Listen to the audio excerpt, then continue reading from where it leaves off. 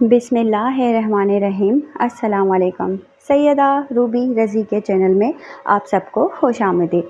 नाज़रीन कराम, हज़रत अली ने बीबी फ़ातिमा का रिश्ता किस तरह आकर नबी करीम सल्लल्लाहु अलैहि वसल्लम से मांगा और ये शादी कितनी खूबसूरत और प्यारे तरीके से हुई थी।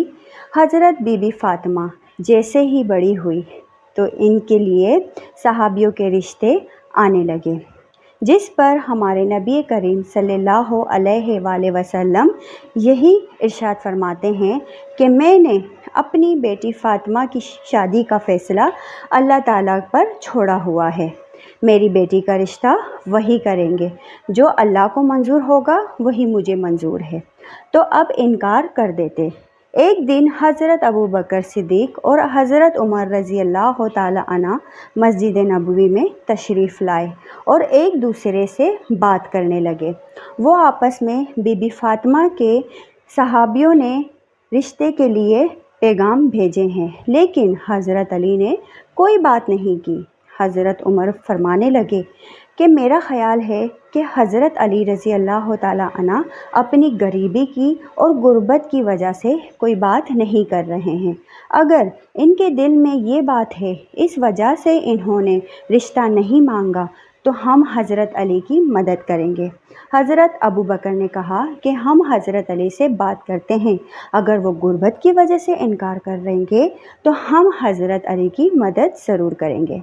इस तरह वो बात करके मस्जिद नबवी से उठे और हज़रत अली की तलाश में निकल पड़े।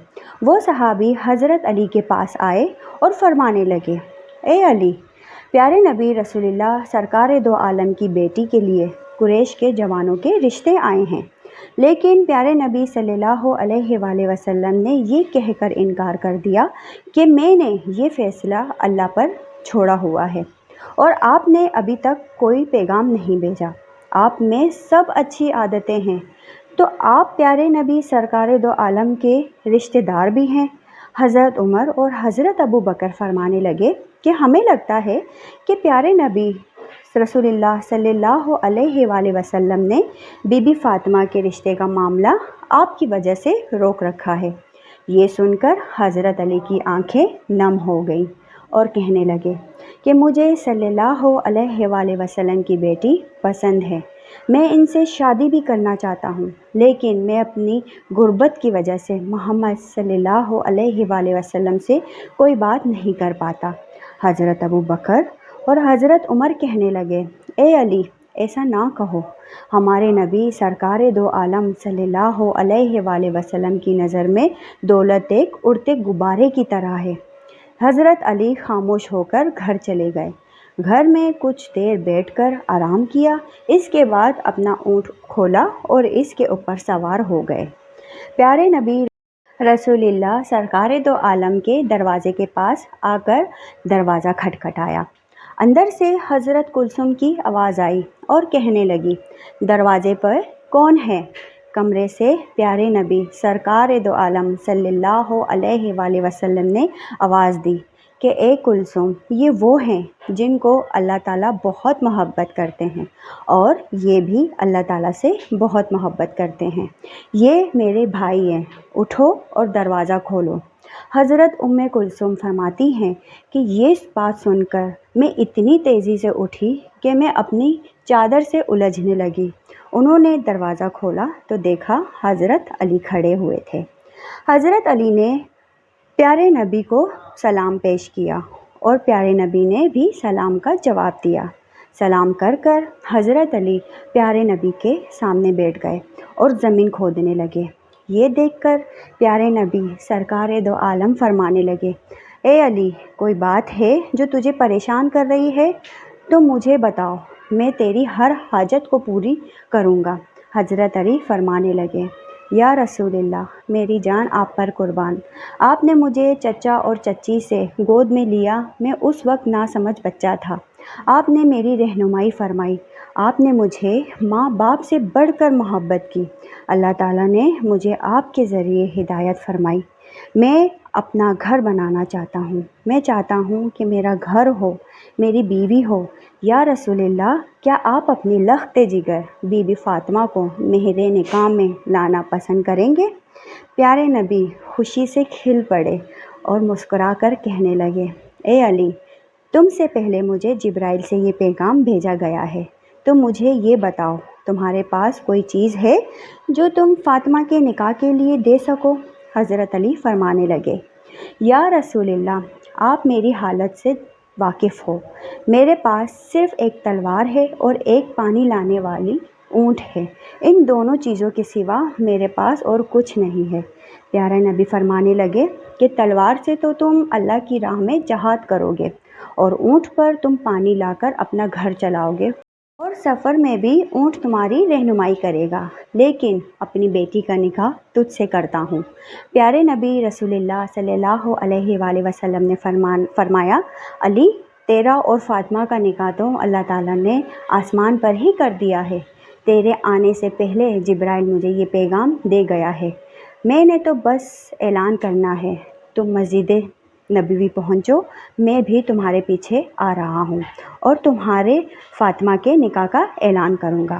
حضرت علی اتنی خوشی سے باہر نکلے کہ وہ خوشی سے جھومتے ہوئے جا رہے تھے، اور راستے میں حضرت ابوبکر اور حضرت عمر نظر آئے۔ ان کے ساتھ ٹکر ہوئی تو وہ پوچھنے لگے، اے علی، اتنے خوش ہو کر تم کہاں جا رہے ہو؟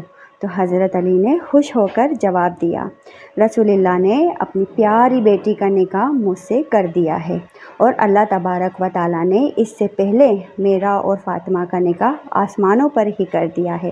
ابھی میں مسجد میں جا رہا ہوں اور میرے پیچھے پیارے نبی رسول اللہ بھی تشریف لائیں گے۔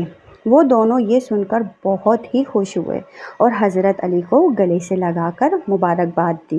وہ تینوں صحابی مسجد نبوی میں تشریف لائے، اور ان کے پیچھے ہمارے نبی محمد صلی اللہ علیہ وآلہ وسلم بھی تشریف لے آئے۔ پیارے نبی تشریف لائے اور تمام لوگوں سے کہنے لگے، میری بیٹی فاطمہ اور حضرت علی کا نکاح اللہ تعالیٰ نے کر دیا ہے، اور مجھے بھی حکم دیا ہے کہ میں بھی نیچے ان کا نکاح پڑھ دوں اور سب لوگوں میں اعلان کر دوں کہ میں نے اپنی بیٹی حضرت علی کے نکاح میں دے دیا ہے۔ اسی طرح پیارے نبی رسول اللہ صلی اللہ علیہ وآلہ وسلم نے حضرت علی اور بی بی فاطمہ کا نکاح وہاں پڑھا دیا۔